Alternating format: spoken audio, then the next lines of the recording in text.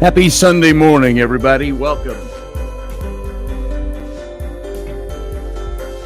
Getting a little bit of a late start this morning, so just sit tight for a second and we'll get this ball rolling the way it's supposed to by doing this.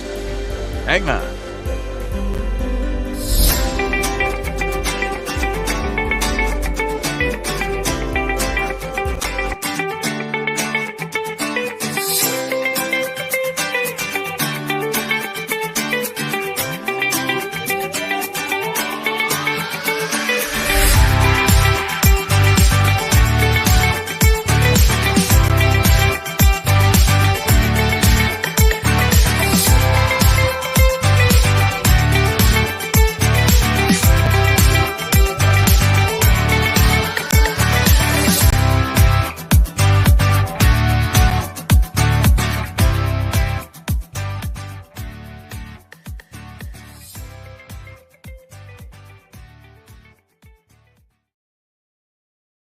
Hey, good morning.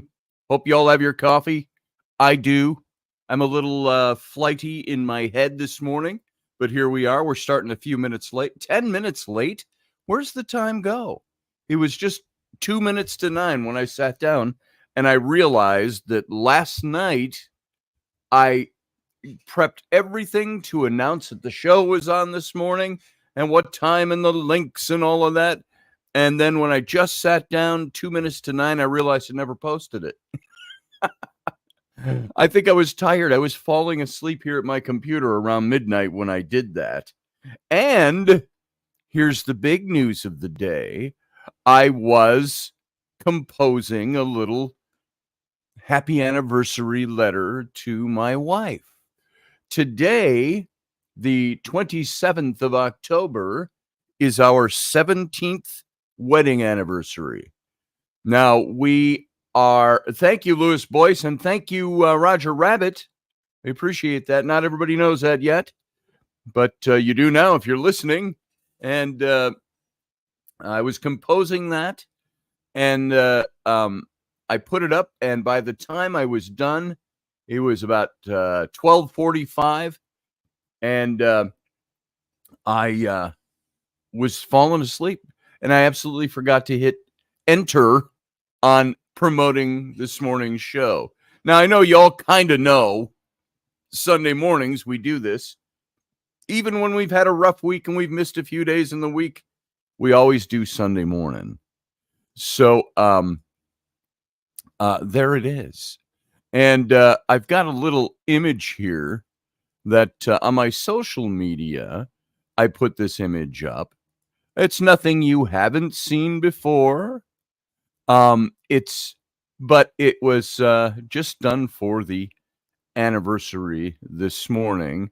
So I'll just share that. Raini may or may not make it down this morning. She was all showered and got her hair done and her makeup on, and she is feeling as crappy can be right now. So headaches, and I'll tell you why. It's just been a long weekend so far, and uh, so I excuse her, I absolve her from being here. I said, unless you start to feel a little better on your way down, on as the course of the show goes on, come on down if you feel better. So headache and tired and drawn out and all of that stuff. So here it is. Here's the little picture. Boom. You've seen these before. The picture on the left with Rainy in the green sweater, doing what Rainy does best. That was almost 20 years ago. That picture was shot. That was early in, no, that was late in 2005. We met in 2004. It was almost a year before we actually started dating and, or seeing each other, however you want to, or hanging out, however you want to put it. I think the hanging out came before that, and then the seeing each other came after that, and then the getting serious after that. And it was 2 years after that we got married 17 years ago today. So happy anniversary to my lovely wife. And so the picture on the left is about 19 years ago. The picture on the right was, I think, just last year. We've been so busy, we didn't sit down. We haven't taken any pictures together, which is weird. We've got some pictures that other people have taken, and they just look crappy. We're sitting in the dark or something like that. And so, but that's the most recent good picture of the two of us together. And so there you go. Happy 17th wedding anniversary to my wife. And somewhere along the way, happy 20th for knowing each other. Happy 19th for dating and getting serious and all that good shit. So, cheers to my wife. This weekend, we had a lot going on. We skipped the show Friday night. I was going to try to do some live streams, but we had the ghost hunt at the Minnesota Renaissance Festival site, which we do every year. And our good friend Jimmy Cunningham, he does the Feast of Fantasy at the Minnesota Renaissance Festival. So every weekend for 7 weekends, 3 times a day, on 2 days, every weekend, he does the Feast of Fantasy, which is his character out there, and they serve a big meal. You pay a little extra, and you get a big meal and wine and cigars, I think, and stuff like that. And in Bad Manor, the main hall, built to be like a 15th century manor house hall, Bad Manor, it's called, and they do that show, and they bring in all little bits and pieces of all the other shows that play out at the festival, so people get to see private performances of all of that. And so it's very cool. And they started many years ago, 30 years ago, I think, they started the Phantom's Feast, which begins really almost the weekend after festival ends, which is the last weekend in September. And they've sometimes spilled over into the first weekend in October. And then they go right away into doing the Phantom's Feast, which is Thursday, Friday, Saturday, Sunday nights in October up to Halloween. And if the Halloween's on the weekend, I think they spill over, a day or two into the weekend. And so there you go. Pearl Jones Delaney, welcome. She says Uncle Dave's spirit was definitely present during the festival. Yes, it was. Apparently, now, when we were there the other night, Rainy was, we had a little crisis going on this week with one of our dogs. I'm trying to see where to put this into the chronological story. Rainy was supposed to come out with me on Friday night to the Phantom's Feast. Well, I told her, I kind of gave her the out real quick. She was in emotional turmoil and was really, she and the girls were all pretty much beside themselves because the little dog that we are fostering, that dog is Lillian, and she's the I should put up a picture at some point a couple of weeks ago of her. She's a little gray brindle, not Boston Terrier. What's the terrier that she is? The maybe it's Boston Terrier mixed with something and something and something. Supposed to be pug in there, but we see no pug in her physical attributes. So she's this cute little dog with the underbite, if you remember the picture I showed. And we took her on as a foster because there was an elderly couple that owned her. And the wife died, and the man couldn't take care of her.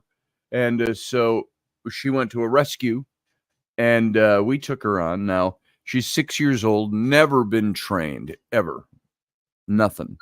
So that was interesting all by itself.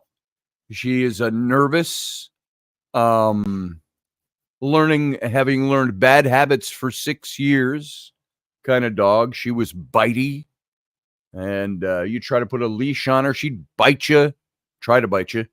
Put a collar on, she'd try to bite you. You come up and try to pet her, she'd try to bite you. And I said to Raini, I said, ain't no way we're keeping this dog. And then again, trying to find a home for her as a foster dog. It's like, hey, we got this great dog. She's really cute, but she likes to bite. She'll bite you. She'll bite you if you try to feed her. She'll bite you if you try to take a toy from her that she's not, or something she's not supposed to be chewing on, et cetera, et cetera, et cetera. So, Louis Boyce, you should join us. So you can join right here. By the way, let me just insert this, folks. If you want to come on board and chat this morning, you can do it at this link. And those of you listening over on Instagram, I've got Jack Shoot and Gifted Guru are over there. If you would like to come and chat, the best place to chat during this show and then the show during the week, Intrepid Radio, is at this link. I'm going to put it over in the Instagram for you.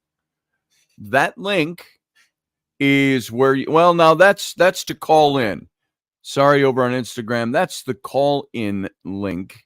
The actual link to get on this show is, drum roll please, while I call it up. Filler. What do I say for filler? It's supposed to be over here on my Instagram or on my YouTube page. Oh, there it is. And it's not up there. It's up there, but it's not up there yet. Come and find us. Go over to youtube.com/Scotty Roberts, and it's the live show that's playing on my YouTube channel right now. So you can come on over there. And so we have this little dog that's a foster dog, and she's cute and all that, but she's bitey and she's got attitude, and she's a few weeks. So we've had her for about 6 or 7 weeks. And now I will say this for her. She's lightened up a bit.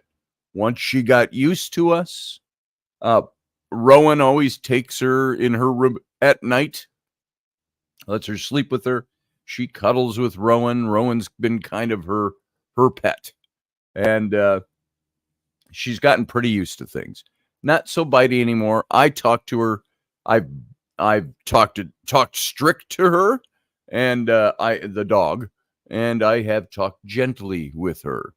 She tries to be bitey. I just put my face and my hands right down there. Her ears go flat, and I pet her, and I go, "Oh, come on, you don't have to be bitey now. Nobody's out to get you. You don't have to be nervous. The other dog doesn't want your food." Well, that's a lie. She does.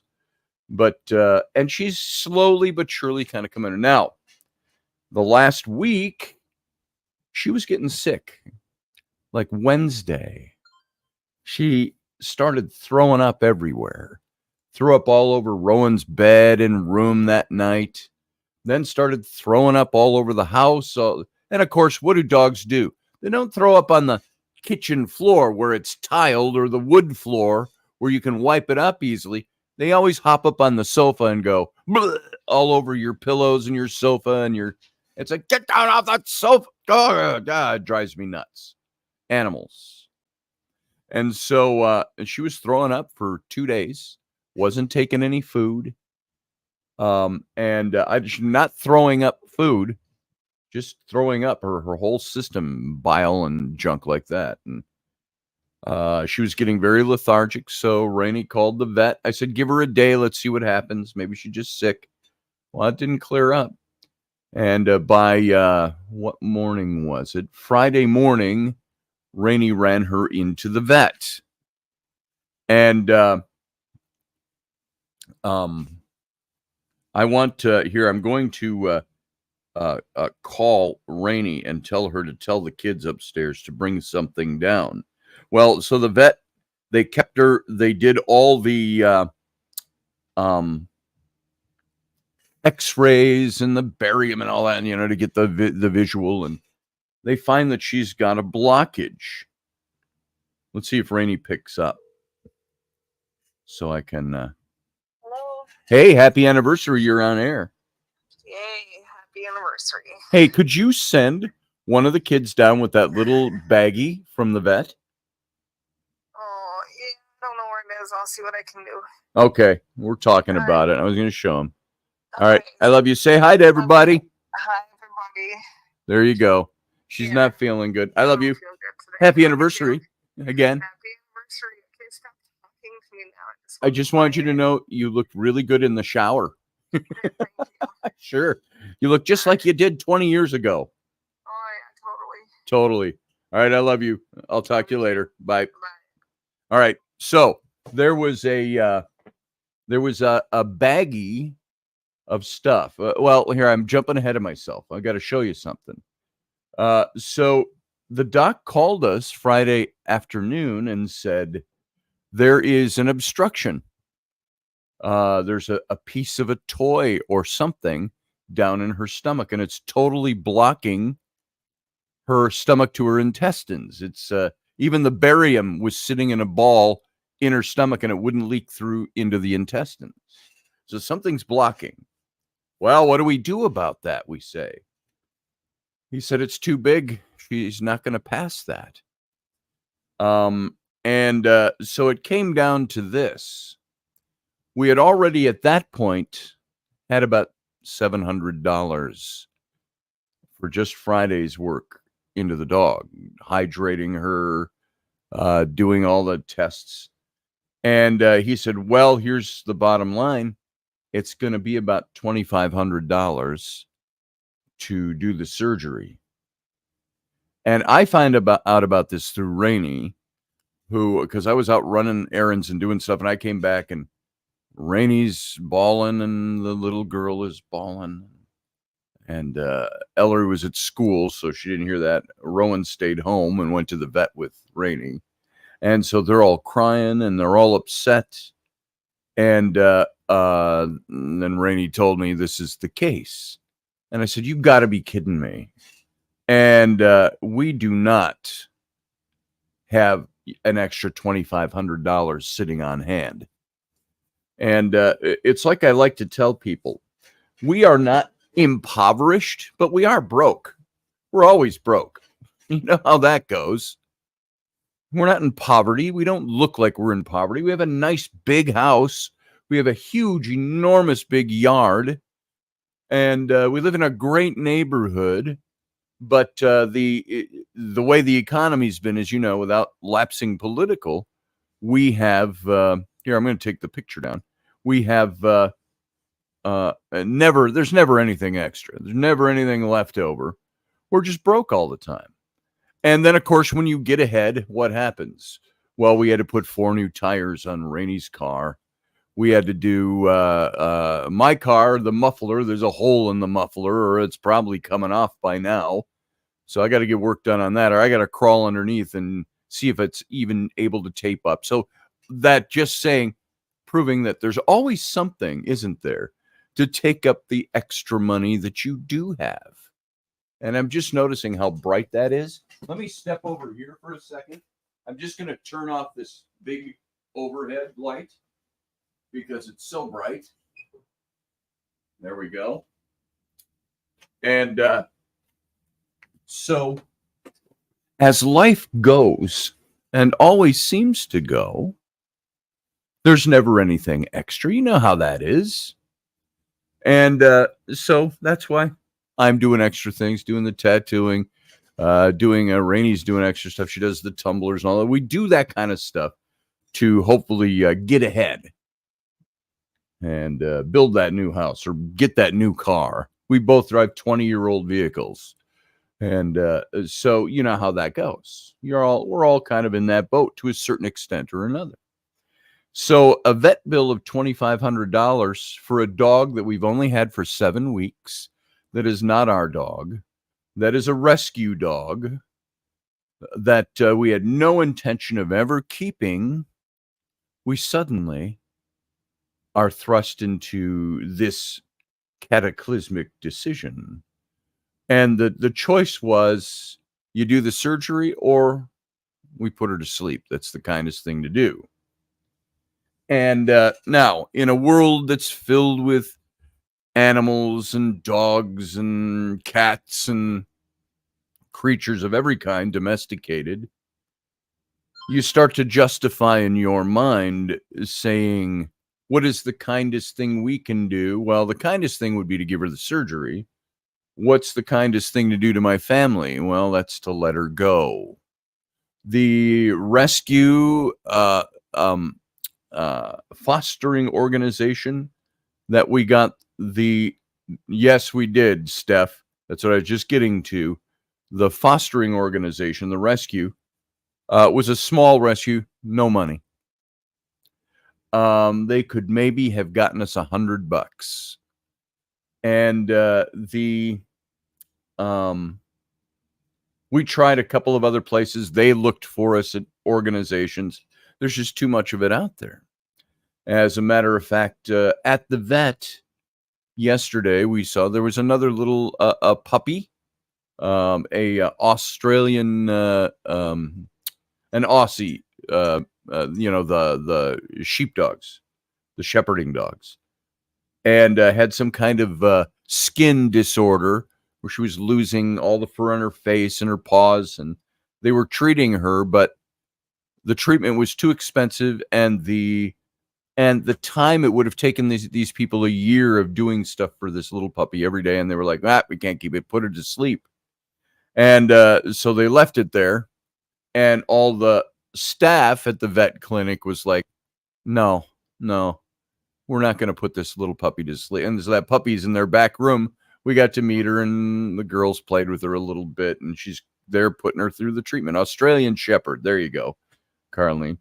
And so, and this is a little vet that we went to here in St. Croix Falls, Wisconsin, about a half an hour north of here. And so it comes down to, we're going to have to make a decision. And I had to be the dad who loves his wife and his children, and who also is looking out for the welfare of my family. And I think I even said to Raini privately somewhere along the way, I said, this is the equivalent to saying, hey, Grandma, you're way too old to make the migration south this year. We're going to leave you by the side of the forest with a bowl of food and a day's worth of water. And we love you, and we'll see you in the next life. And on goes the clan, migrating, leaving. I said, we can't afford to do this. And I said, there's no way I can pull $2,500 to pay for this, a dog that's not even our dog. And my affection to this dog is very limited. I'll tell you that. I don't like being bit. I don't, all that stuff that goes with that. Yeah, I don't even have to say it again. And so, Rowan was talking with her older sisters, Abby and Bryn, my older daughters. And they said, we will cover the surgery. And they said, Dad, you can just do you can just do some more art for us. I do artwork for them every now and then, and they hire me to do art. And they said, we just have other stuff we need you to do. Don't worry about it. We'll take care of it. And this vet wasn't heartless, but they have their own bills to pay. They can't do a major surgery on a dog like that, which is cutting open the stomach and getting in there. And well, here's the upshot too. They found the blockage of a toy that we must have had. And it was one of those balls that's like not a Nerf ball, the harder version of something like that. I don't know what they call it. It wasn't a hollow plastic ball with the squeakers in it, which she's chewed up before. But it's one of those hard, kind of soft balls. Like, think of a Nerf ball hardened. That ball, whatever they call that stuff. I'm thinking maybe Roger Rabbit would know because he's into all the sports with those kinds of things with his frisbee golf. But there was a big chunk of that, about that big, and somebody's going to send down the baggie with the chunks in it, and I'll show you. Well, once they got inside, they found 2 more chunks of toys jammed way down in her intestines. JP, I don't know what thing is, but the kind of hard Nerf ball. Think of a Nerf ball that's been hardened. You know, you can still kind of squish it, but not all the way. Bouncy ball and solid though, so they found 2 more big chunks like that down in her intestines. Just her stomach had tried to digest it, but could not break it down. And those other 2 pieces were a lighter color. We don't know if it came from the same ball, probably.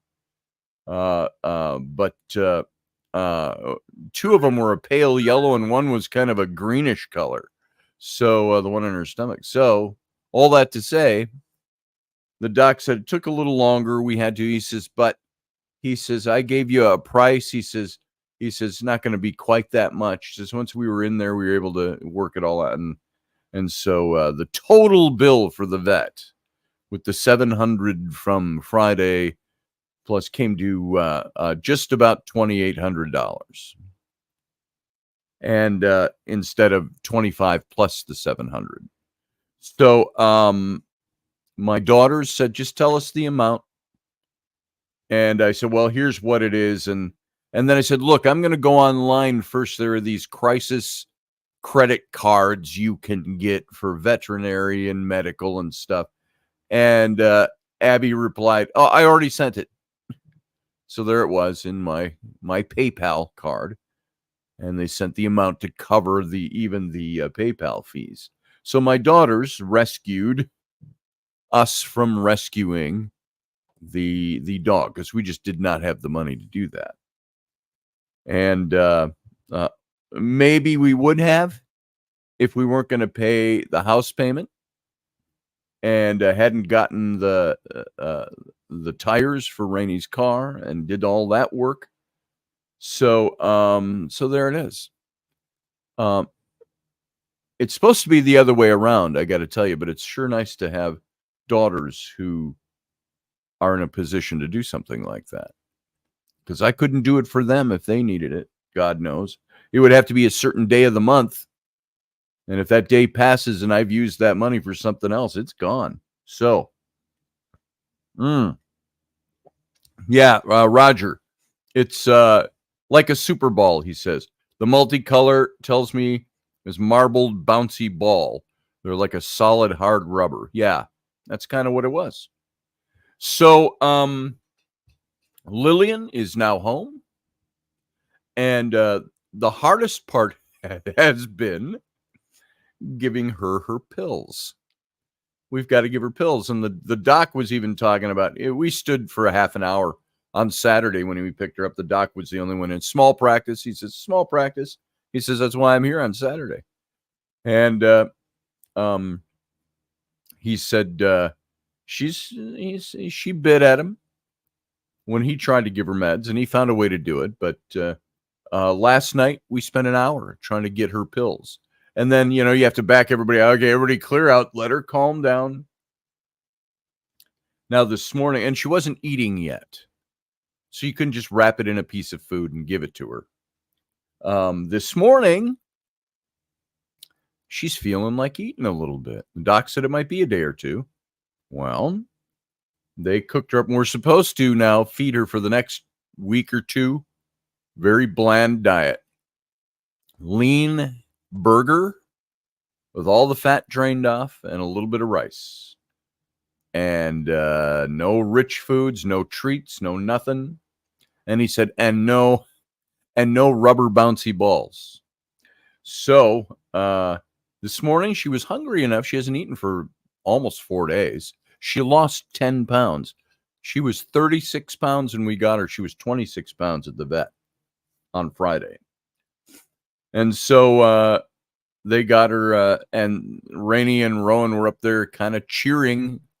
I walked up there to get some more coffee, and they had gotten Lillian to eat a little bit of burger with the pill wrapped up in it, and she ate them both. She got to take one for the antibiotics for the surgery, and also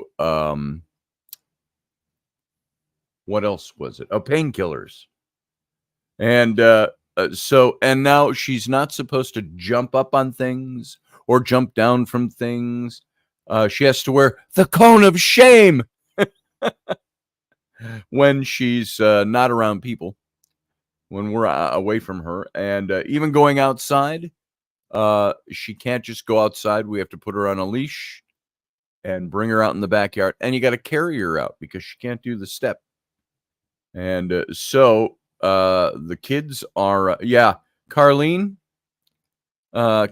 just said, I guess you have a new family member.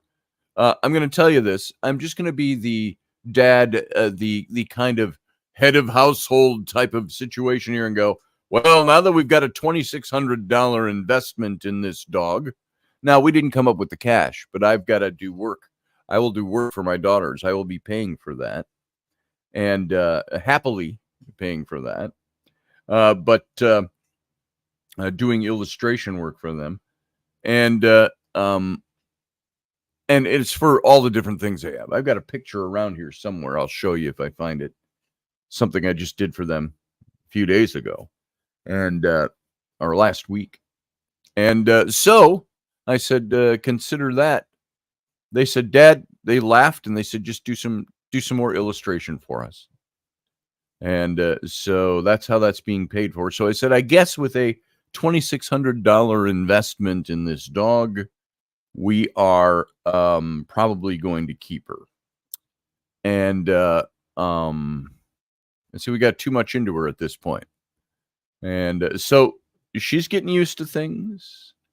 And we'll get her to the point where she's trained. The kids have been training her, trying to do obedience training. We need to have Cesar Milan over, the dog whisperer, teaching us how to train her. Well, we know how to train her. We know how to. Raini and I both train dogs, and so I think I've said this before. When I was married to my ex-wife years ago, we had giant schnauzers, and we trained giant schnauzers for. We didn't do the Schützen training, which is the German guard dog training. We did the just trained her with some of the same tactics, and so we're well aware of how to train dogs. I've trained horses, and so we knew about training animals. And this dog is defying it because she's got 6 years. She's not an old dog, but she's not a new dog. This size dog, she's probably got a lifespan of 15 to 20 years, and she's 6 years old. but she's never had any training. So, and yeah, Carlene says in the chat, she's probably scared with everything. She'll settle in. Well, this morning we're all praising her and loving on her and all of that because she's taken the food with the pill in it. Good dog, good puppy, yeah. And she's all happy, and so JP, like, yeah, urethane, probably the ball that she ate. But yeah, she's very set in her ways, Susie Q. So that is number one. That got that stressed out the weekend for Rainy and for my kids, frankly. Flynn is not detached, but he's a guy, so he's like, he loves the dog. He plays with her all the time. And he's like, oh, he was pretty bummed about it. So all that to say, the dog is saved. Her life is saved. It reminds me of a time. I got to tell you this, folks. This is way back. This is before I was even dating Rainy. Back in 2000, what year was it? 2001. I met Rainy, remember, in 2004. So this is 3 years before I even met Rainy. My daughters, well, at the time, my daughters were 10. So this would be 22 years ago. So 2002. I think it was more 2001.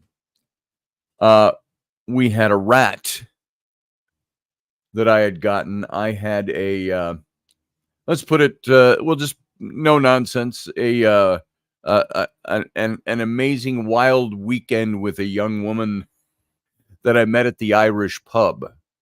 And she was an attorney. And frankly, when I look at her in my memory, my mind's eye, looks an awful lot like Rainy.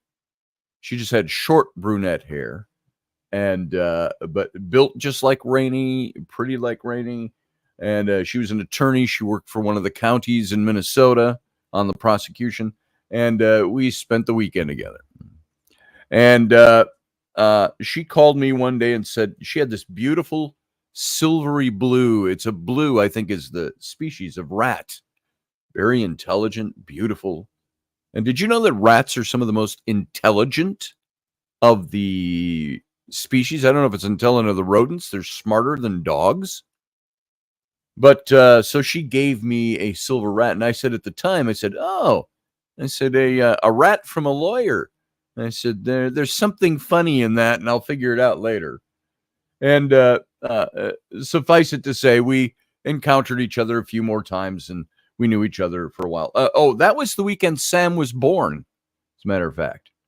That dates it. That was 23 years ago that I was given that rat. So my daughters were 9 or 10, right in there somewhere. And as sick as a story as this is, it's funny. I came from a wild weekend with a woman that I met at the Irish pub to throwing on my clothes and heading out to the birth of my son. The same, call me dastardly, call me whatever.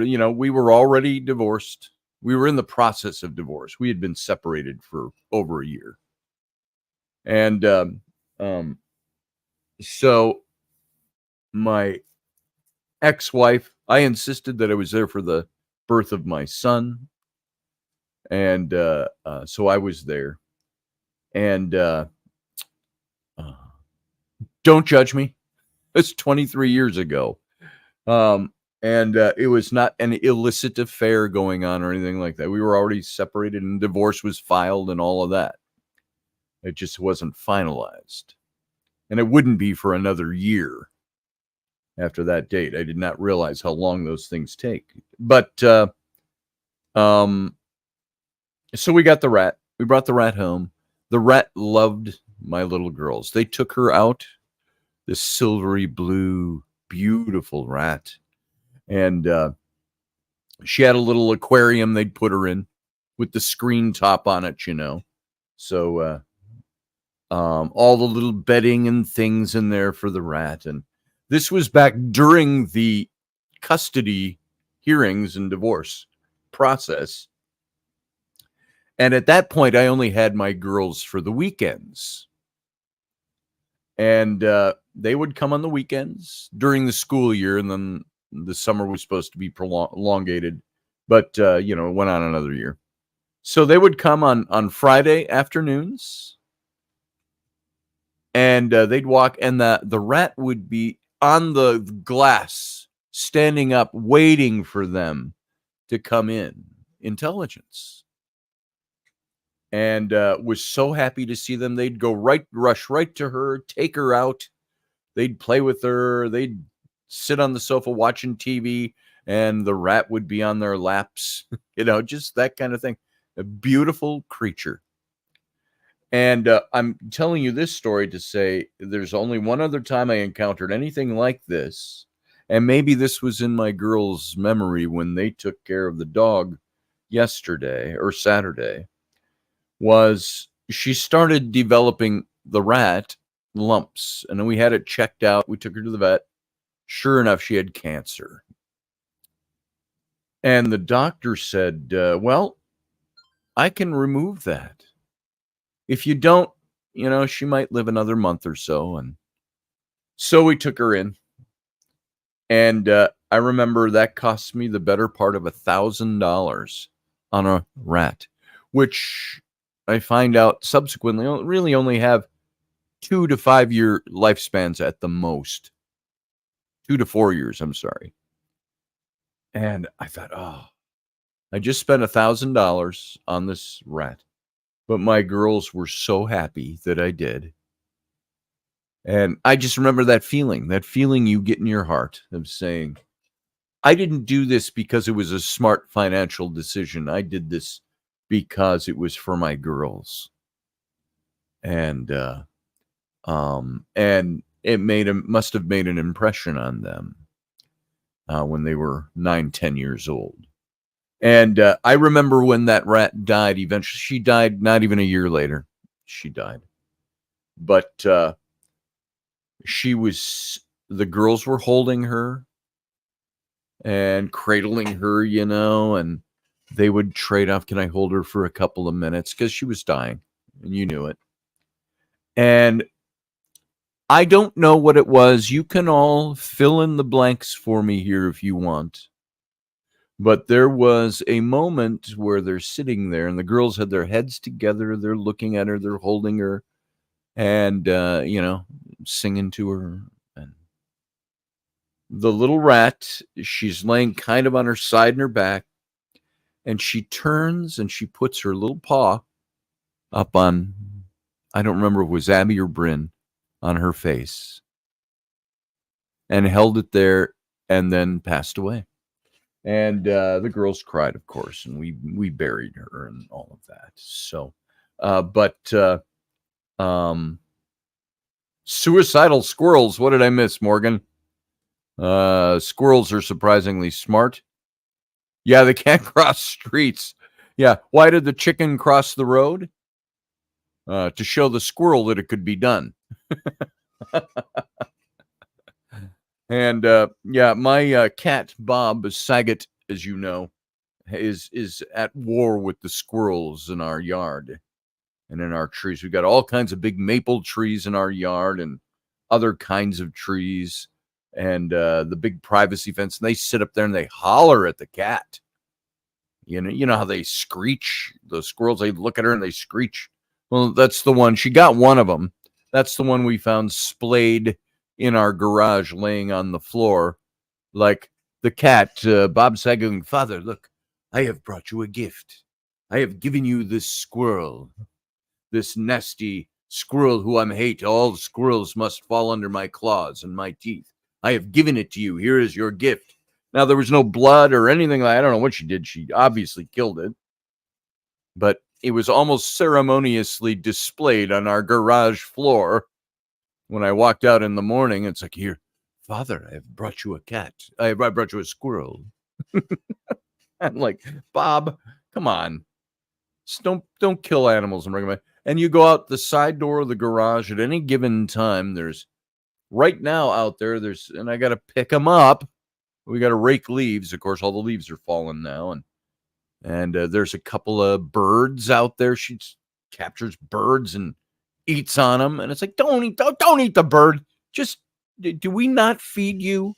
Well, the upside is she would be a great barn cat if we had a barn, or he would.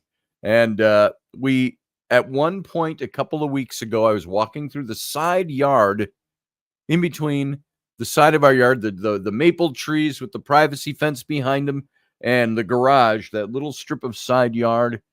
And I counted 5 dead moles that the cat had captured. And they're like strategically placed all around the side lawn of the garage there. It's like, you got to be kidding me.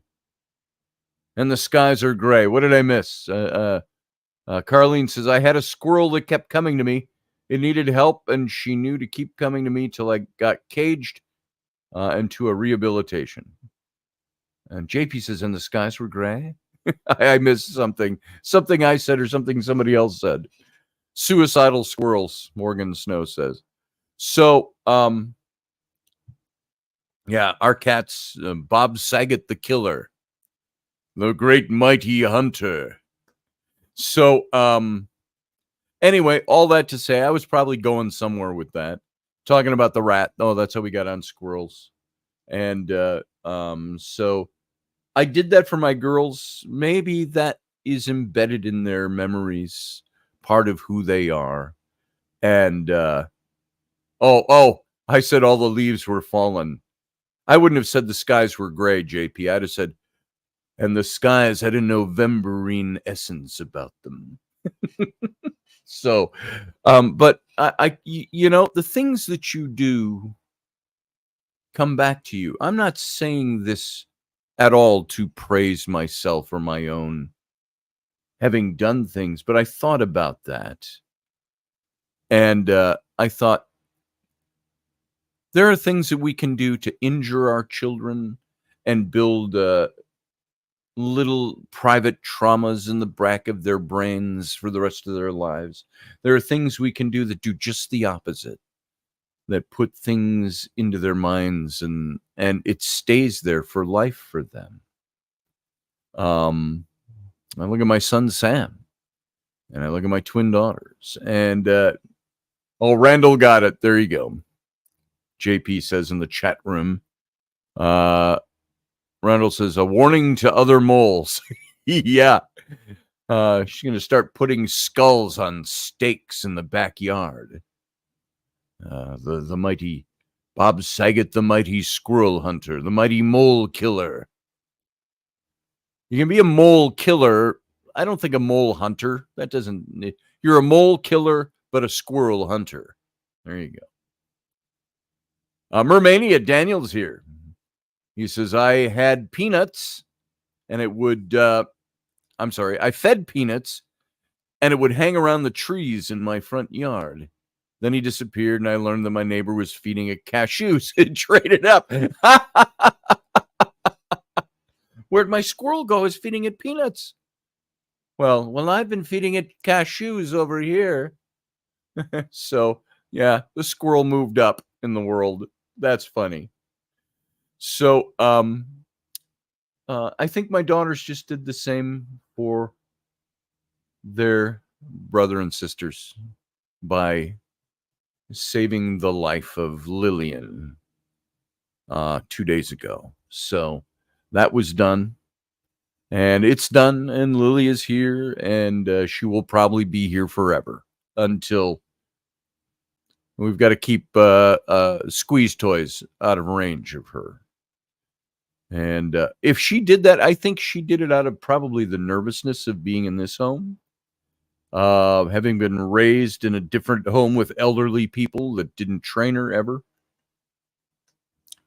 She was the way she got fed in that home.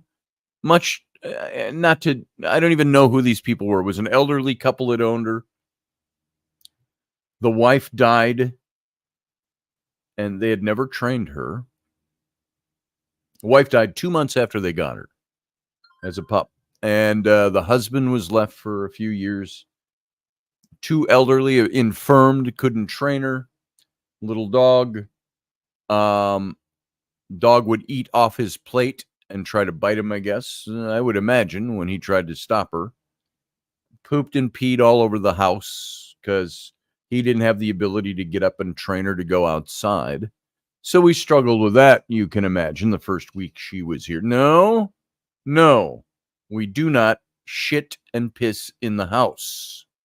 And so that was done. So now we've been training her to try to foster her or get her for, what did they say? Forever home. I'm sorry, I'm not one of those, my fur babies. I'm sorry, I still laugh at that. I'm a dad. I'm a dad with 6 kids. My dogs will never be on the same equal level as my children. They are not my children. They are not my fur children. Now, granted, there are people out there that don't have kids. That's their fur children. Yeah, you go ahead and call it that. But I'm sorry. That's to me a gymnastical bastardization of what pets are. My pet is my pet. My pet is a domesticated slave, basically, because my pet does what I say, eats what I feed it, does not shop for its own food, does not contribute to the family other than, hugs and licks and a shit pile every now and then. That's such a nice little shit pile. Oh, my little lovely fur baby. No, I'm not a fur baby kind of guy. But I love animals, except for cats. Bob Saget. I can handle Bob Saget. So, I am not cruel at all to animals. I do not believe they're just commodities. I believe you can get attached emotionally, and I am fully on board for that. But we have emotional attachments to our pets. But for me, they will never be my children. They are pets to the family, and we get emotional attachments to them, yes. And I understand that because I've been affected by emotional attachments to my pets. And so have my kids. So I think she will be here rather than finding her forever home. I think her forever home is here. I just hate that. I hate that kind of language. It's so sing-songy to me, and maybe some of you who are good friends of mine would differ with me, but she was here in our forever home and she passed away and crossed the rainbow bridge. We use those terms. That's fine.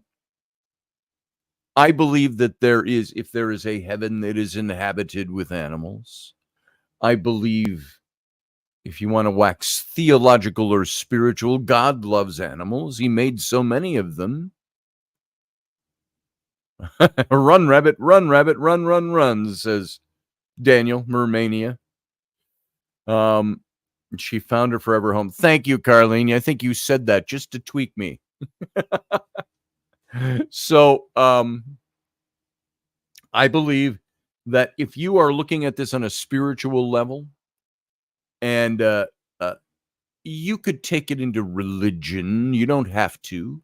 You could just say on a spiritual level that that's life. I believe the biblical scriptures talk a lot more Old Testament, I think, than New Testament, but it talks a lot about how God says there is not a sparrow that falls, but God does not know and get grieved in his heart. God is grieved over the death of sparrows. And then this passage goes on and says, so how much more does your heavenly Father love you and care for you? And sometimes it seems like God isn't there. This conversation came up with me and somebody else the other day. I don't know where it was. I don't think it was on the show. But why does the age-old question, if God is there and loves us, why does he allow so much bad to happen? Well, I think that's all part of the free will issue. I think God created us, and to have God intervene in our lives is probably for the major things that we cannot do for ourselves. When somebody calls out to God, does God hear? Or if it seems he doesn't hear, is it because he doesn't care? Because that's not the way it works. God is not the lucky rabbit's foot. That's how we treat God. We treat God like our lucky rabbit's foot. Oh man, I need money for that new set of tires. Oh, take out my lucky God rabbit's foot, rub it around. Oh God, I need some money. Oh God, save my uncle who's dying from cancer, or my mom, or my dad, or my child. Whatever, from the intense to the non-intense, we treat God like a lucky rabbit's foot. It's like that old, it's a little poem. My old pastor, when I was a kid, used to quote this. It's that $2 worth of God. I'd like to buy $2 worth of God, please. Not enough to explode my soul or disturb my slumber, but just enough to equal a cup of warm milk in the shade of a tree on a hot summer day. I want 2 pounds, or I want a pound of the Almighty in a paper sack.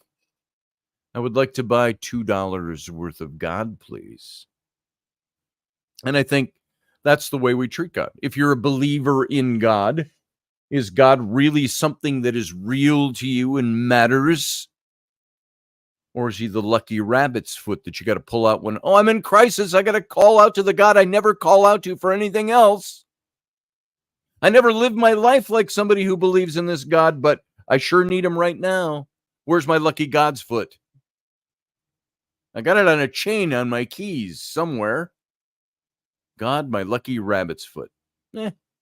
That's the way I see.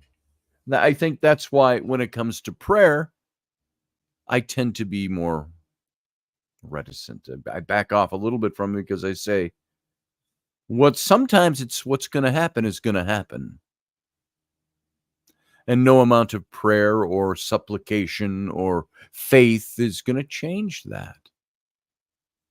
I don't want anybody to think I don't believe that there is power in prayer, but I think overall it's a mixed bag of what I'm trying to explain here. While I think God cares for us and is sovereign of the universe, I do not think that God is our lucky rabbit's foot to pull out when we need him and put away when it doesn't suit us. If I'm going to pray to God, to ask God to perform a miracle, to save the life of somebody, to save my own life, to make things easier, to help me win the lottery, if I'm going to call on God in the crises, why do I not talk to God in the good times? Why do we not include him in? And so there's the way I think of that. That's my thoughts on it. And I've seen a few listeners drop off. I hope it's not because it's like, we're talking about this kind of stuff. I'm leaving. So that is, welcome over on the Instagram page. I see that we had, what is that? Nick Tricala was over there. I saw Good Dogs Photography. That's my good friend Carr. Gifted Guru was there. Jack Shoot. Welcome, guys. And so that is my take. Now, my friend Carr, Good Dog Photography, he is somebody who absolutely loves his dogs. I love my dogs too. I don't want to give anybody the impression that I don't love my animals. I do.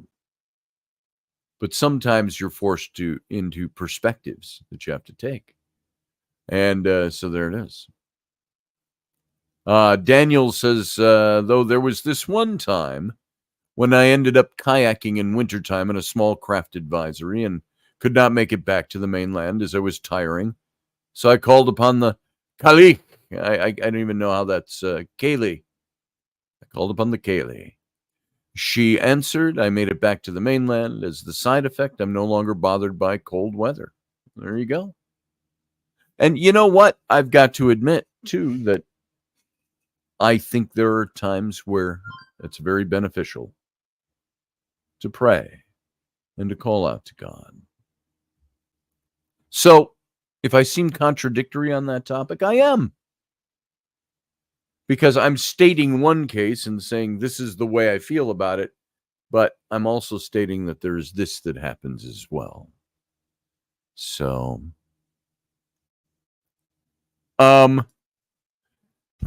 Daniel says, speaking of dog photography, I now have a side hustle selling dog ice cream. What's the difference in dog ice cream? It just made out of stuff that's supposed to be better for dogs? Because our dogs eat ice cream over here all the time, but it ain't dog ice cream. Not all the time, just on occasion. They get to lick the ice cream bowls. Nothing like a cold cup of coffee. I did not drink it while it was warm. So there was the excitement of the last few days. Now, on top of that, that was Friday. Raini was supposed to come with me out to the Renaissance Festival site to do a ghost hunt. And you know, it's nothing super spectacular because we don't have much time. We go to 3 little site stages out on the festival grounds. Not the ones that are way on the other end of the site, in the dark and at night and at 9 o'clock at night after he does his show, and the people that stay after for the ghost hunt. You're trudging 30 people around that site with flashlights. And so we do some of the stages that are close, the pavilion stage, the bakery stage, and the Irish cottage. And I'm just curious. I'm curious to see if I have. I should show you the pavilion stage because there is a story that goes along with this. It's a spook show story, and something that you. I'm going to see if I can find the picture to show you of this stage. I put up a memory the other day on my Facebook of one of the ghost hunts from a few years ago, 3 years ago out there. And we had a great photographer, Nicholas Nerag, was with us on his own out there. And he took some pictures of this, and it was just beautiful. I've got a picture of this was a year when Raini was not with us, but this is the I'll show you this picture. This was just Sarah Soderlund, which is now Sarah Harmon, who just had a baby, by the way, if you didn't know that. She was out there with us. And this particular year, she is not only is she a forensic psychologist, but she is also a witch, a psychic. And which is a kind of a unique blend of things, being those two different things. So this is a photo of all of us that were there that year. This is when Rocky and I traditionally did. Rocky Stucci and I did the ghost hunt out there for about 8 or 9 years now, out at the festival, and then Raini started coming. There we are a couple of years ago.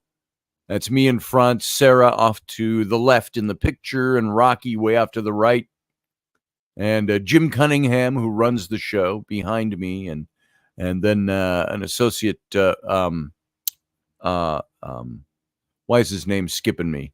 Mojo 50 Radio with Rocky. They came up together, and I haven't talked to him in 2 years now. I can't think of his name. But Ron Phillips, It's back there. So that was that year, and we'd go out there every year, and we'd do the ghost hunt after the show. Jim does kind of a Victorian-looking show. He's dressed in, the jodhpurs and the knee-high riding boots and the red velvet jacket with the cravat, and he does his show like almost like a spiritist seance show, and it's entertainment is what it is. And after that, he just puts on his civvies, like you see here. He's got his hat on and all that, and we go out and we do the rounds on the stage and the stages. For about a half hour to 45 minutes, we walk people around, and if it gets pretty intense, it can go longer than that. Depending on what's going on and what we're picking up at any particular given stage. And I've got a picture of the pavilion stage that I want to show you from, I think this photo was taken 2 years ago, and I put it up. Here it is. So this is and this is a photo that was taken by Nicholas that year. Let me save this in a format. I wish I could just throw it into the feed here, but I've got to save it as a PDF so I can bring it up on the radio show, on at least the visual side over on the YouTube. So take a look at this picture I'm going to load up for you now. This is one of the stages that we do on the site. And it's the pavilion stage, which was built a number of years ago out there. And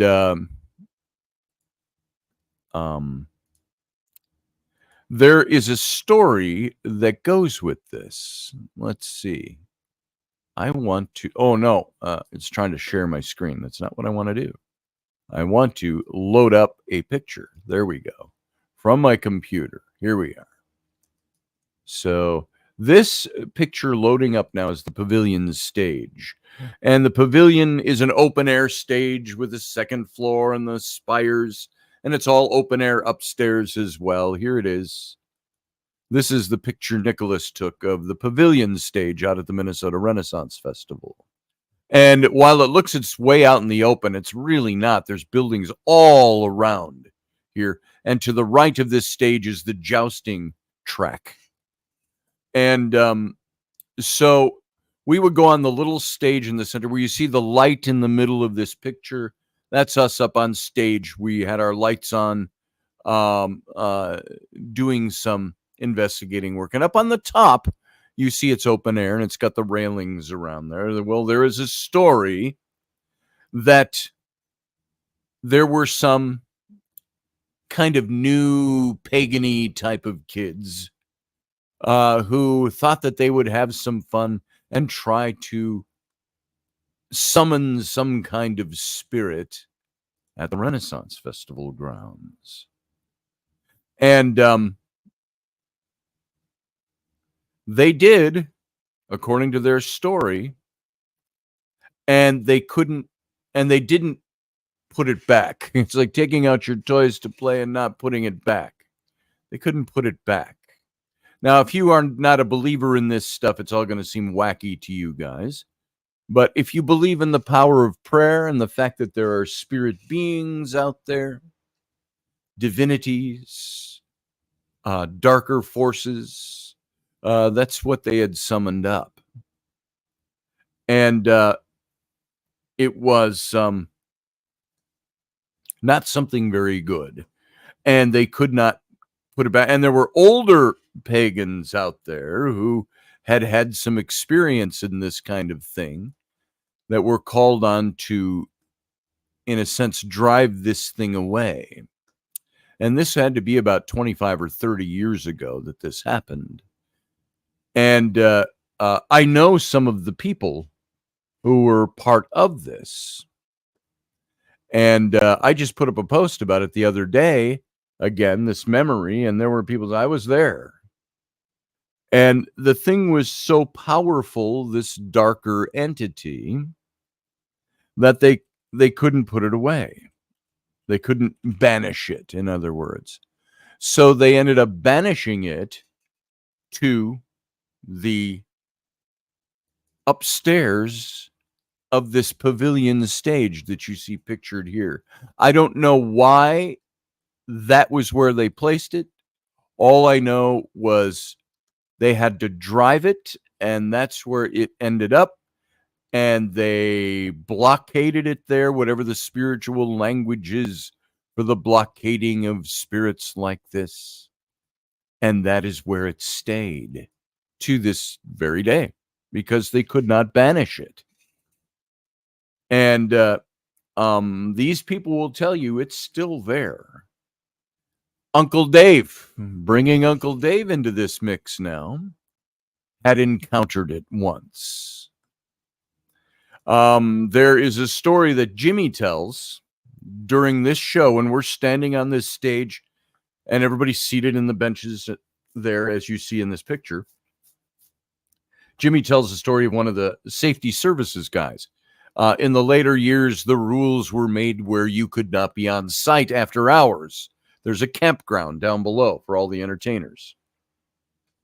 You used to, many years ago, be able to stay in the buildings and stuff like that if you own. Well, yeah, it's all changed over the years. And so safety services saw somebody up on the top level of the pavilion in the dark, and there's enough ambient light out there. There's not lights on everywhere, but you can see things silhouetted against the sky. And this is the night of there was a moon shining, and of course he's got his lens open for this shot, but so you're picking up a lot of that. The light you see on the pavilion shining on the right side of the pavilion, that's the moonlight. But he saw somebody up there, silhouetted figure, and he says, "Hey, you're not supposed to be up there." He says, you got to come down now. If you come down now, he says, I won't pull your pass. You could lose your pass for the season. And the thing didn't come down. And so he says, he mounted the ladder way at the far end of this photo. There's a little tower in the back there you can see going up. There's a ladder inside where you can go up and come out through a trap door to the upstairs. Well, he went up there. And he's walking towards you. All right, whoever you are, you got to come down. And he didn't see anybody, but he heard footsteps across the wooden floor, and a figure started running at him. I don't know if it was a figure, because I don't know if he saw it or not. I think if I'm getting my story straight, just heard the footsteps, and it ran right into him and through him. The footsteps, bump, bump, bump, bump, bump, bump, bump, bump, running toward him. And as Jimmy would tell the tale, and like any good festy, he had a bottle of patchouli hanging from his belt, and it busted that bottle when it made impact with him. So the smell of patchouli was there. But the safety services guy made it down the steps, the ladder, and left the site, and turned in his passes and never came back again. It freaked him out. Now, Jimmy says that it's up there. Now, there are years where we're doing Spirit Box on this stage, and we did the other night as well, where we've had our names called out on the Spirit Box. We've had thumping upstairs. And you go and you look, there's nothing up there. And this Friday night, somebody had their own little Spirit Box on their phone, one of the apps. And as Jimmy started talking, this guy's box said pagan, came out of his. And Jimmy just then said, there were some pagans that did this, and it was synchronistically. And so there's some interesting stuff he was getting. There's the imagery that you can do now, just like getting voices on a program lexicon.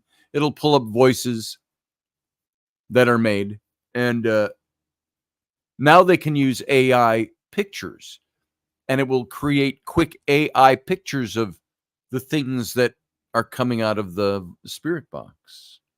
And this guy on that app showed a dark figure in like a hallway or like a, what would it be? It would be like a dark medieval hall with the archways and the pillars going down the hall, and this dark figure in the middle. That came up during this talk, and it was interesting. And it's all, I don't want to say you just have to be a believer. You have to understand how the technology works, and that it calls up lexicon of words and imagery and things like that. So we were there Friday night, and we got a little bit out of that. And of course, I focused a lot on Uncle Dave. As many of you here are familiar with Uncle Dave. And we picked him up last year, and you all know that one, where we were up on the knoll, which was on the other end of the site from the pavilion here. Up above the front gates is Cannon Hill, where they set off the cannon. But it's a big hill up there, up behind the bakery stage. And we went up there and we picked up Uncle Dave's voice. And I'll play that for you again here just for a second. 17 seconds long. So that's it. I'll just play it. I'll do it right now. Last year, we picked this. And you've all heard this if you're a regular to this show.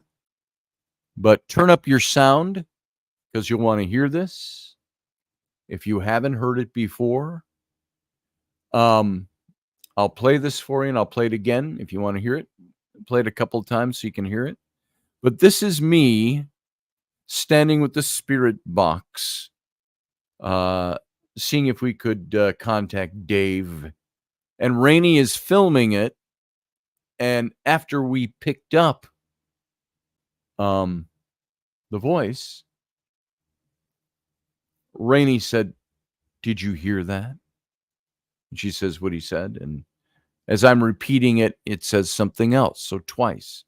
And believe me, folks, this is Uncle Dave Potter's voice, if you listen to it closely. So let me play this for you. Here it goes.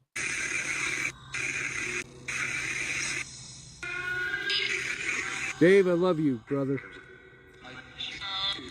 I miss you too. I miss you too, I heard. Yep. Did you guys hear that? I heard that. I miss you, Dave. I'll play it one more time.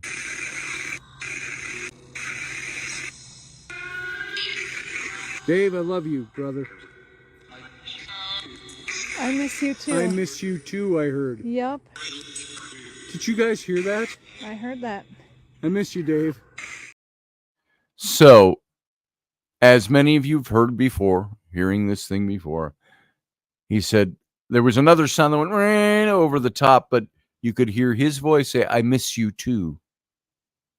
Right after it said, "I love you, Dave. I miss you too." And then Raini reacted and I reacted.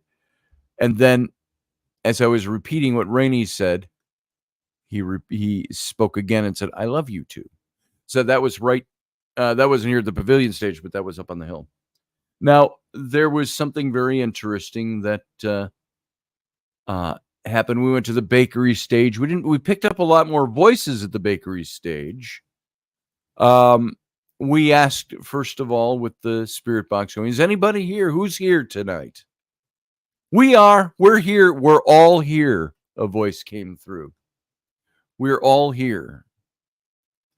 We couldn't specifically, there were so many little voices that were snips and snippets. And the thing is, it's not so much what is said as it is when it's said. Responsive things being captured. Is anybody here? We're all here. Came the voice. See ya, Carlene. Thanks for being here. I'm seeing other things that. What does this say? Oh, Daniel says, why is it that when you say Ren Fair ghost, I envision a swarm of spectral legless turkeys? Yeah, ain't that the truth? Turkey legs. And Daniel goes on to say, the only time I ever had a ghost physically move me was at the top floor of the Biltmore house, the guest hall. Yeah, the Biltmore is supposed to be fairly haunted, inhabited, let's say. So, Sam, we didn't really get Dave. We got a couple of things. We went up on the knoll afterward, just Sam and Flynn and I. Sam and Flynn came with me, my two sons. Oh, and Sam's girlfriend, Octavia. And so we were all up on the knoll. I think she was a little nervous. She'd never done this before. The knoll is just a hillside full of grass and shrubs and trees and things like that. Well, kind of wild up there. And it's dark. It overlooks the front gates of the festival, which the lights were still on for that. So you could see down over the edge of the knoll. And we didn't get much this time. We got a couple of voices, but we didn't feel like we really connected with Dave. Now, I wore his big black with the red facings, his big black pirate watch coat out there that night, as I wanted to use it as kind of a trigger object. And Sam brought his jack, his drinking jack. And also Sam brought his cane, which has the little skull head on it that Dave had made for his Captain Morgan pirate character. And we didn't seem to get much response. Or we were getting things. Is Dave here? Yes, he is. We'd get, he's here. Come through. He's here. Coming through the box. Never really heard his voice that we knew. And we didn't record it this time, so we can't go back and listen. But that night, Sam, when he got home, he put this cane back in its spot. He's got a couple of swords of Dave's leaning up against an old half of a barrel that David used as a bar in his trailer. And that's up flat against the wall, and he's got a few things of Dave's on there with a picture of Dave. And the swords leaning there, and the cane. And he got up. He heard something or got up in the middle of the night. And he went and got his camera because he walks out and it's dark. He says, Dad, you got to see this video. A few seconds long. But there, when he turns the light on his camera, there's the cane a couple of feet from the wall laying down on the floor. And Sam said, it's not that the cane can't fall for some reason. He says that it just never does. And so Sam asked me the question, I wonder if Dave was trying to make contact with us. And we missed it. And he came and he knocked the cane down on the floor. That to me is interesting stuff. Now, can there be another explanation for that? Sure. You could say, well, Sam, maybe when you went to bed, you were tired, you put the cane there and you didn't. But if it's leaning in a corner, how does it suddenly become out here laying on the ground? It would have had to have been pushed out from the wall. If I can, I will, I'll cue this up. I would have to share my screen. I don't know if I can download this. If I can, I will. And I'll play it for you here. Let's see if this allows me. I can forward it. But can I download it? There's the big question. This is one of those things that I hate about Facebook. Oh, well, now there is a download button. Download. Let's see where that downloads to. If I can download it, I will show it to you if it actually downloads. All right. Let's see. We'll give it a shot here. If it's downloaded, I'll upload it to the show here. And we'll see. Let's see. Present. Video file. I'm going to go over here to my downloads. This is it.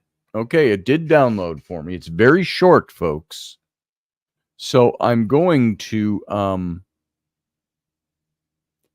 let's open this up, and it'll play automatic. Watch this. Just woke up and walked into the living room. There's the cane, and that's where it sits with the swords. So you see that's the little table he's got set up with the barrel and some of Dave's belongings, and he put the Captain Morgan ad picture on there just for fun. And it was leaning in this corner here, as you can see. Let's play it again. He walks out. Just woke up, walked into the living room. There's the cane out from the wall. So what happened there? You see the other things, the swords. The sword is kind of behind the sofa or whatever he's got there. Something stacked up there. There's another cane that my dad made for Sam. That ball on the top actually pulls out, and there's a blade that runs down in there. And so that's leaning there. Did Sam precariously put the thing there? Or was it tipped out? Watch where it is. Here, I'm going to back it up. I'm going to try to freeze it where it is. I'll pause it. It's got words over the top of it. So there, you can see where it is, lying on the floor there. What tipped that out? That's a good question, huh? Is it a thing of physics and a physical thing that happened? There it is, laying there. What tipped it out from the wall? That's a good question. So Sam's question was, is this something that was spiritual, or is it something that was physical? So that's a good question. There you go. Yeah, Steph, I missed your comment earlier. Almost a half an hour ago, you said, whoa, Sarah had a baby? She did. She and her husband were separated quite a long time ago. And she got involved with a guy that I think they're living together, but don't misquote me. I'm pretty sure they're an item. Well, they've had a baby together. So I'm assuming that there's a togetherness there. And that happened pretty fast. So this baby, she just had a baby a couple of weeks ago.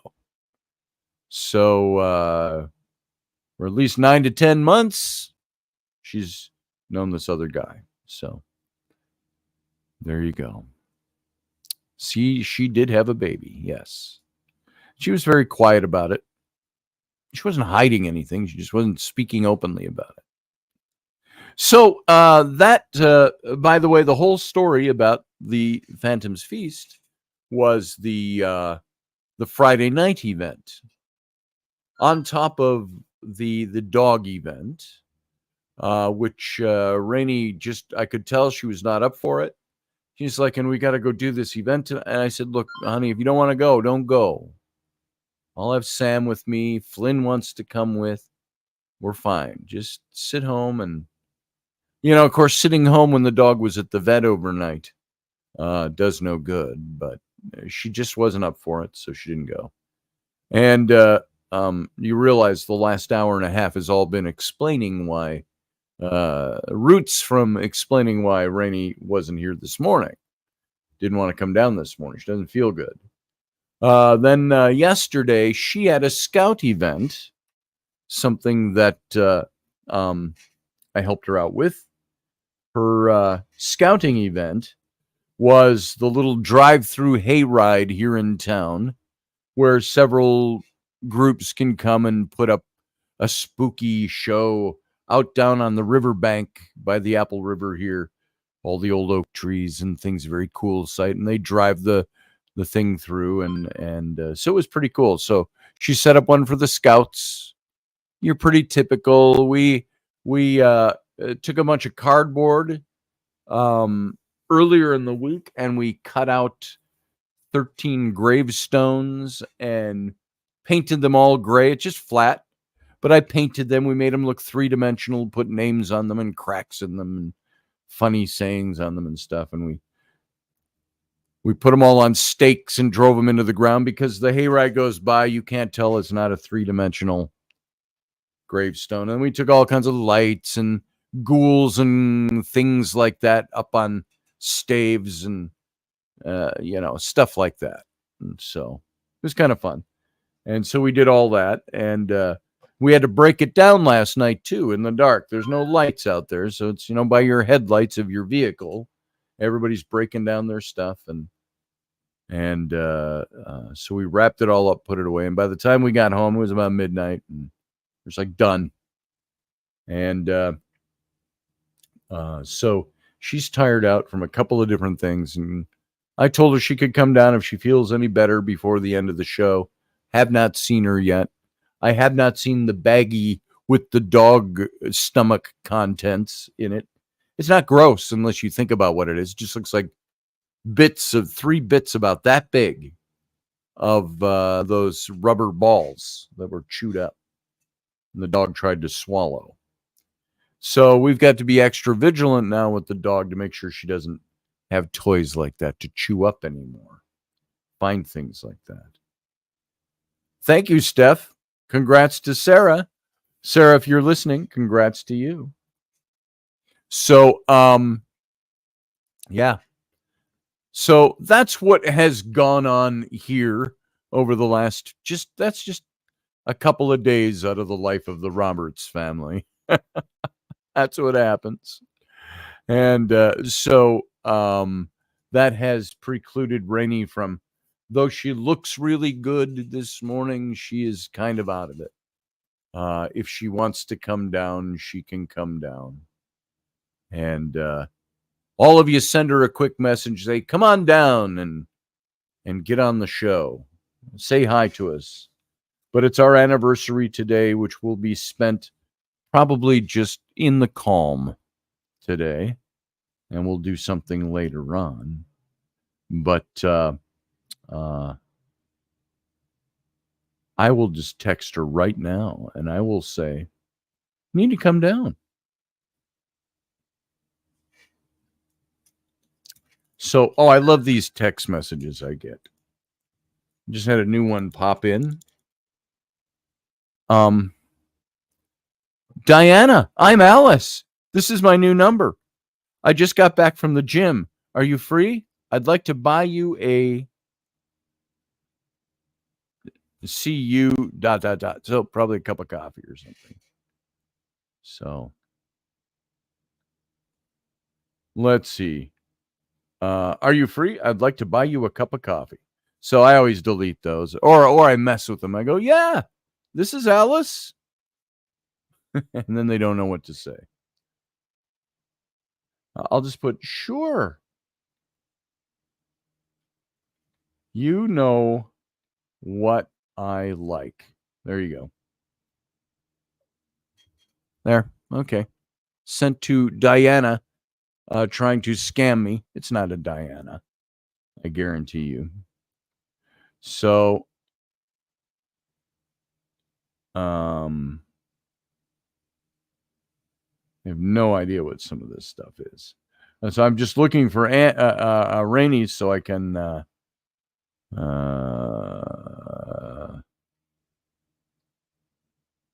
and say hi. If you feel up to it. So there I have sent, I put, come down and say hi. Well, I totally misconstrued what I typed. Come down and say hi. If you are up to it. They're stimulating radio, I know. But there, I sent her a message. If she feels up to it, she'll come down. She'll say hi. So we're only going to go. We only got a few more minutes in this show. So that's the excitement. How to turn personal life and the experiences of day-to-day life into 2 hours of talking on the air. That's what I've just done. And hopefully it was entertaining and there was something good you can pull out of it, and you enjoyed it. And tomorrow, we're going to be back Monday, Wednesday, Friday, if all goes well. Isn't Halloween on Friday this week? Or is it on Thursday? Halloween is on Thursday. So Friday is All Saints Day. It's also the first day of American Indian Heritage Month. So that's just on my calendar. I don't know if that's American Indian. Yep, there you go. American Indian Heritage Month. So I'm just looking at my week, seeing what all's on there. Yeah. We've got an XL energy outage here tomorrow, scheduled from 8 to about 11 a.m. They say, hopefully quicker than that. They're sinking new lines or something. So we're going to be out of power. And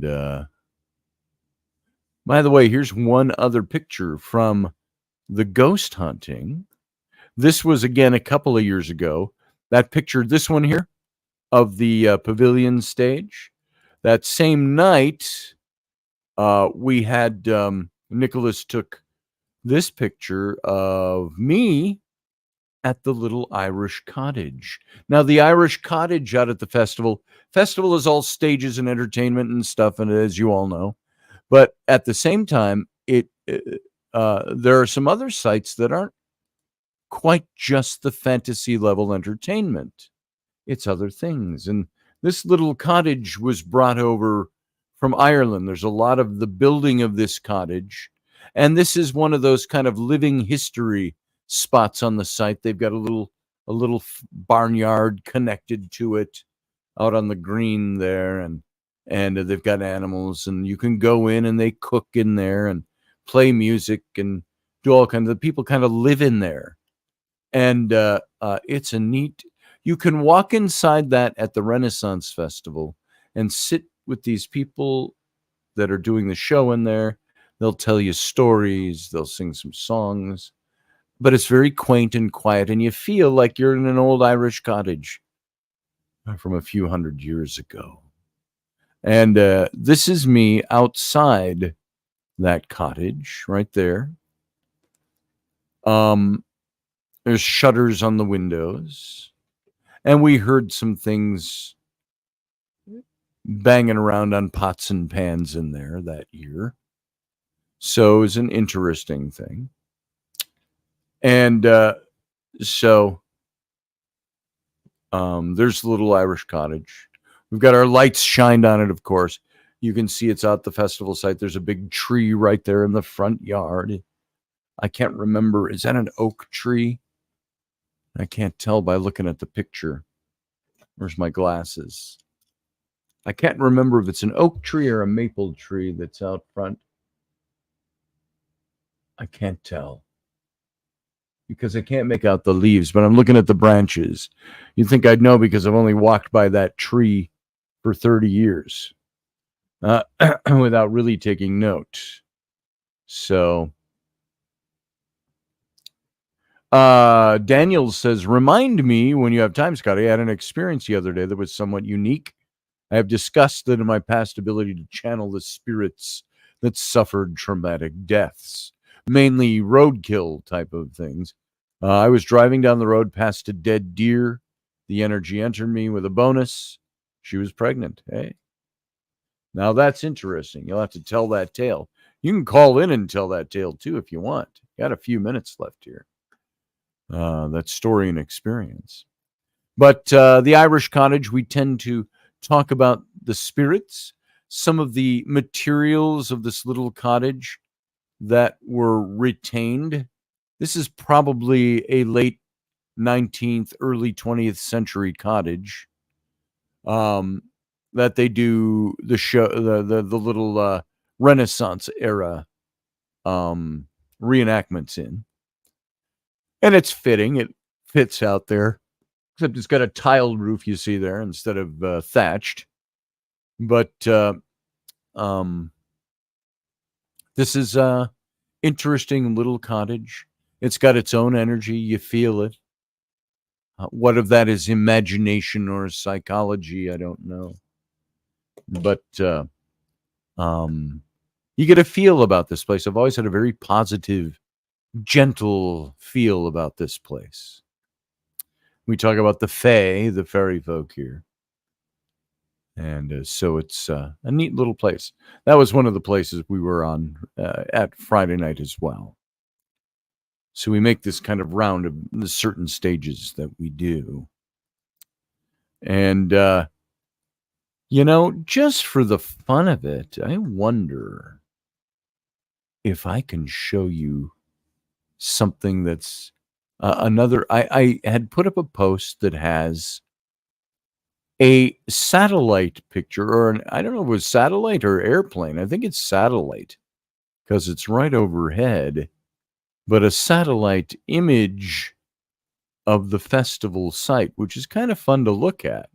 It gives you a little more perspective on this site, what it looks like, how big it is. And here it is. Let's see. Let's see if I can show this to you. I'm going to save this as a PDF like I always have to do.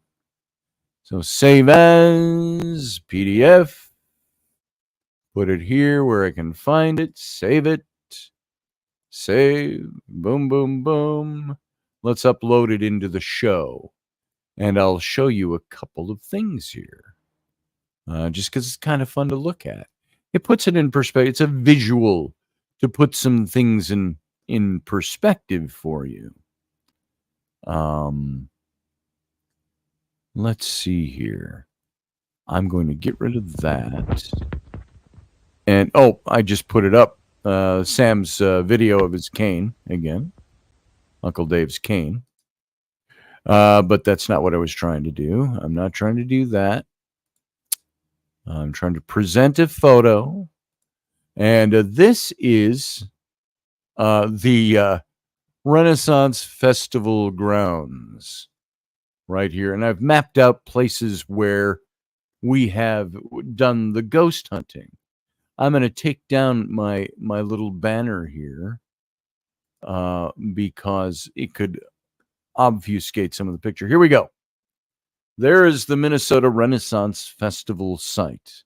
Now, if you see almost right in the middle, I don't think you can see my mouse here. Bad Manor. That building is where the feast takes place, and right below it is the green that's out in front. And then we walk up to the pavilion stage, which is up top of that. There's the pavilion stage.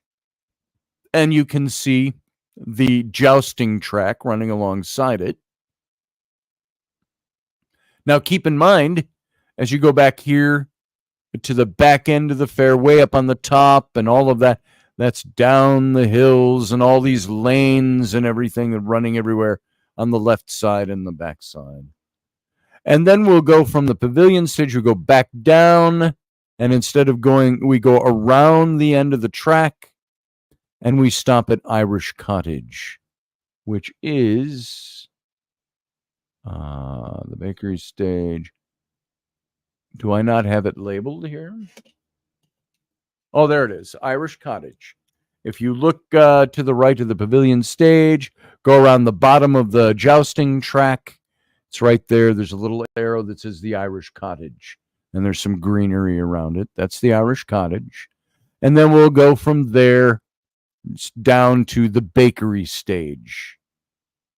And the knoll I talked about, if you go, it's right behind the bakery stage, so just keep going down. There's an old stairway built out of big timbers and tree roots with all the trees that are in there that have been there for years and years. We go up there, and the knoll is right there.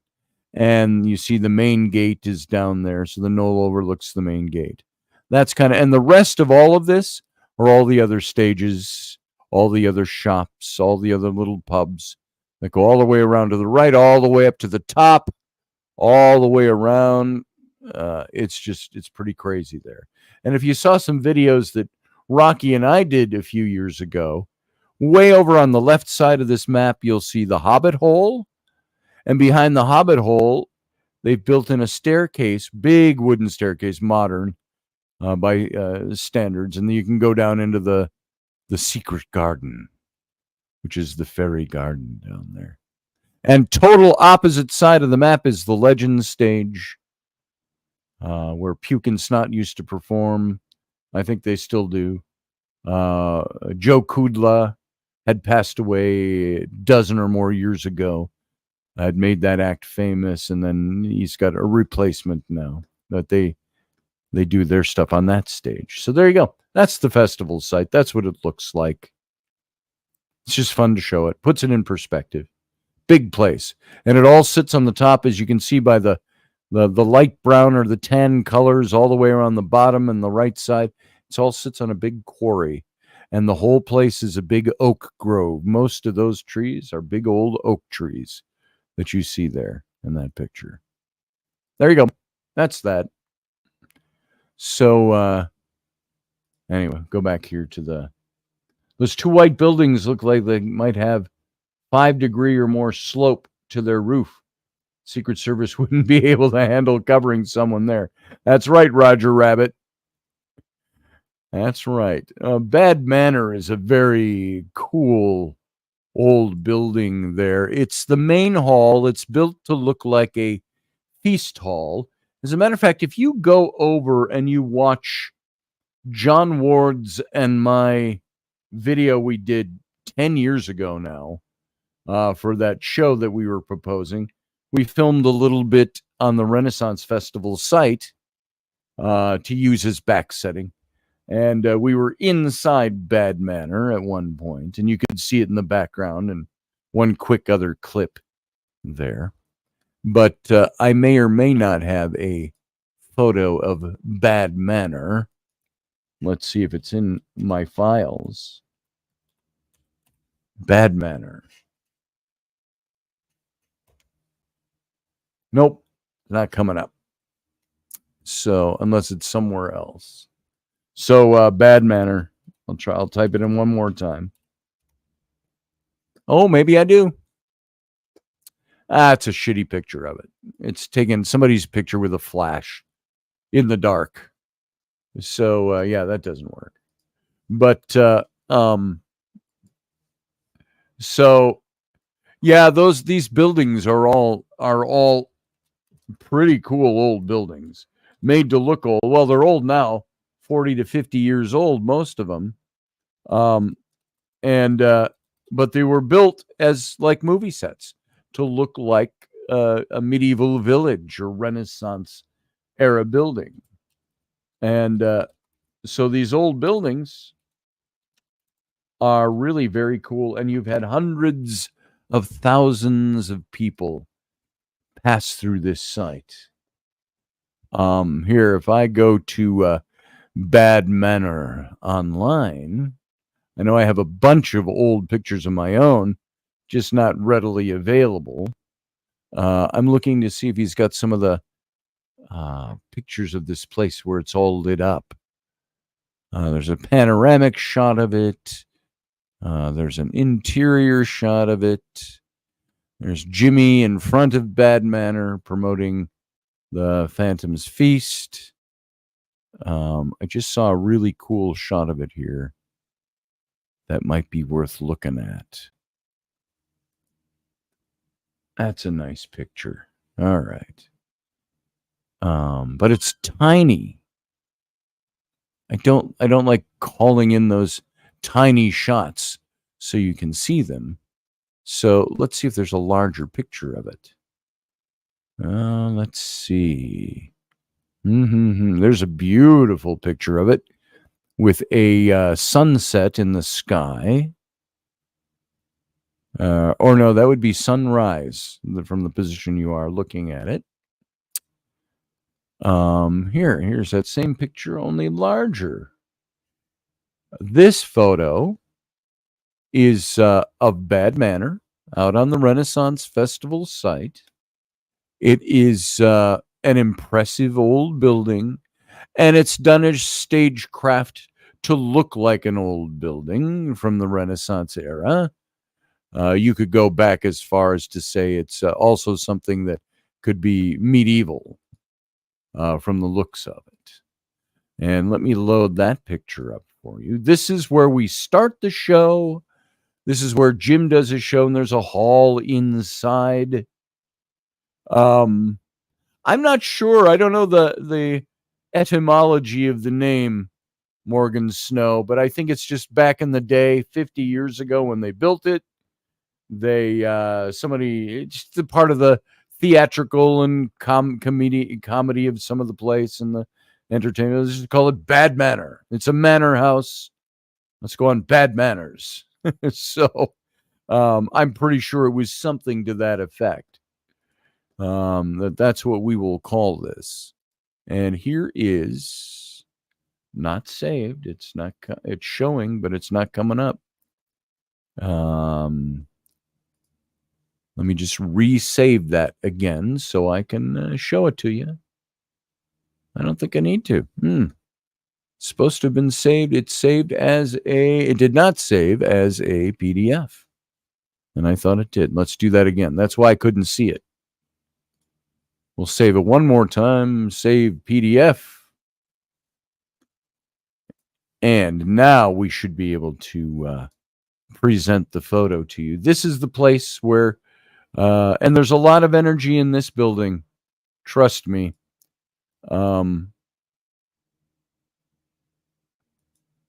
That haunted energy, if you will. There's a lot that goes on up in here. This is not just the theatrical part of this. There is backstages in here. You can go upstairs to the green rooms and things like that, and people change costumes up there and all of that. So it's processing. Trying to load up here so we can present. Here it is. There is Bad Manor. That's where the show starts. And it's funny. This is technically the front of Bad Manor. You can see the little balcony there. The king goes out there and the crowds all gather. But that's not usually where people enter. I think they open the double doors there. That goes right into the main hall. But everybody else for this feast enters on the total opposite side, where there's a courtyard that's all done to the times period. And we sit out there. We used to sit out there during show, close the gate, and the performers would go cool off back there on the hot days and get something to drink, have a smoke or whatever. So that's Bad Manor. That's where it all starts. That's where the feast hall is. And it's really a cool place. And I actually have a good shot here of the interior of Bad Manor. And there's probably better, more atmospheric shots than this one, but this gives you the interior and what it looks like. And there are a few here, so I want to see which one is the best one to use to show you what the interior of this building looks like. And I would say probably it's pretty barren there. It's not decorated. Let's see. What's this one? This one is decorated for a feast. This is inside Bad Manor. Oh, there are other shots here. That's a wedding taking place in there. I'm going to find you a good shot of the inside of this hall. Now, this one's not very atmospheric, but it gives you an idea what here, this one's a good one. This has got a little atmosphere to it. I'm going to save this as a PDF and load it up for you. And this just goes along with our stories we've been telling about the place. And I hope you enjoy this. And of course, you got to be over on the YouTube channel to be able to see these. Or wait, you can see it because it is on the broadcast. If you're over on Instagram or you're over on the Facebook page, you can see them over there. You couldn't see it if we were broadcasting on radio. That's what I'm trying to say.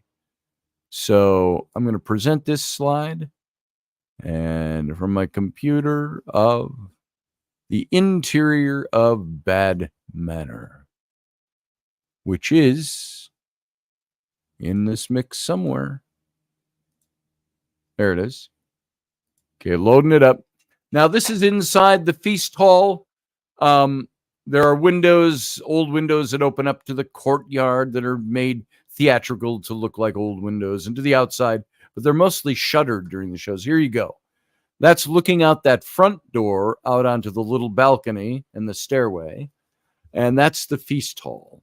And they set all these tables up for the feast, and the middle is kept open for the shows to come. You get the belly dancers will come in there, and the jugglers and the musicians and all of that. There's a balcony up around the top. It's not on the left. It's just windows on the back side wall there behind the chandelier. And up on the right is a balcony, and that goes to the other parts of the building as well. So you can sit up there as well and see the shows. But that's the inside of Bad Manor. Just a neat old theatrical hall. There you go.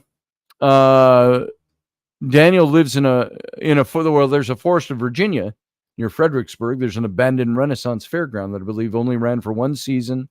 A bank currently owns the land and leases it out to hunters. Yeah, I've seen that, and it's like a ghost town of an old Renaissance festival. I've seen films of that or videos of that place. And it's pretty cool. I don't know if it's still there, if it's still standing. You know, people go in there and they investigate and stuff. But yeah, it was a pretty neat looking old place. So you can look that up. Fredericksburg, Virginia, abandoned Renaissance fair. You can see it. So there you go. That's where we were on Saturday night in that hall doing, and it's all done up for Halloween and the Victorian looking seance and things like that Jim does. So there you go. All right, guys, it's after 11. I hope you enjoyed this little Sunday morning informal radio show. Monday, Wednesday, Friday at 9 p.m.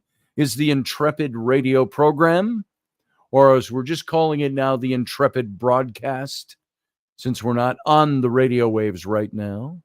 You can join us Monday, Wednesday, and Friday at 9 p.m. We're a little more serious topics going on. And the existence of Bad Manor implies the existence of a good manner. Thank you, JP. That will go down as a profundity of today's show. So I appreciate that. So here we go. Everybody have a wonderful Sunday. I will see more of you this week when we are back on doing Intrepid Radio. So all of you, thanks for being here. Thanks for being part of the show. And you all have a good day. It's a beautiful day here. Gorgeous autumn day. I hope yours is too. In the meantime, live long and prosper.